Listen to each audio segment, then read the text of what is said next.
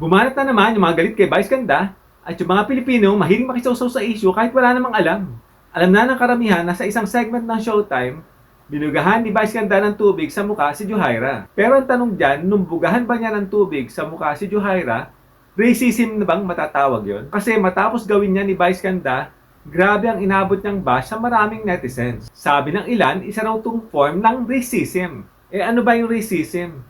Pag tinignan nyo yung mga nagsasabing racism to, baka karamihan sa kanila hindi alam ibig sabihin ng racism. Ang racism kasi ay kung mayroon kang minamaliit na lahi, grupo, o tao, dinadown mo sila, pinagsasabihan mo sila ng masasakit, at mababa ang tingin mo sa kanila. So ang tanong ngayon, minaliit ba ni Vice Ganda si Johaira? Inapi ba niya? Inihiwalay ba niya sa isang grupo? Pinagsasabihan ba niya ng masakit? Pag tinignan nyo yung totoong nangyayari sa It's Showtime, ibinibuild up ni Vice Ganda ang karir ni Johaira. Walang pinagkaiba ito dati kay Jackie Gonzaga na pinasikat ni Vice Ganda.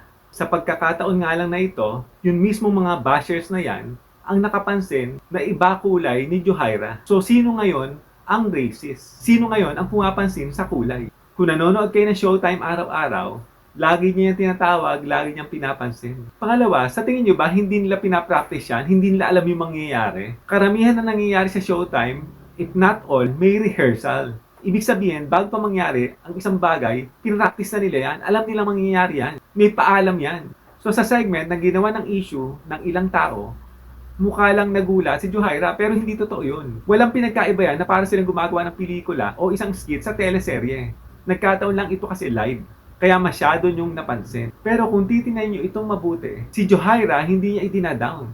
Pinapasikat siya ni Vice Ganda. Iniaangat siya, pinapakilala sa tao. Tinutulungang magkaroon ng magandang career. Nasaan ang racism dun? Kung madalas kayong manood ng mga series at movies na gawa ng Amerikano, yung puti at itim, madalas pang gawing joke yung mga ganyang bagay. At baliwala lang sa kanila, basta nasa loob ng isang pelikula o teleserye. Anyway, nagsorry na naman si Vice Ganda. Pero sa totoo lang, wala naman talaga dapat issue ito. Nagkataon lang, pag sikat ka, marami ring may ayaw sa'yo.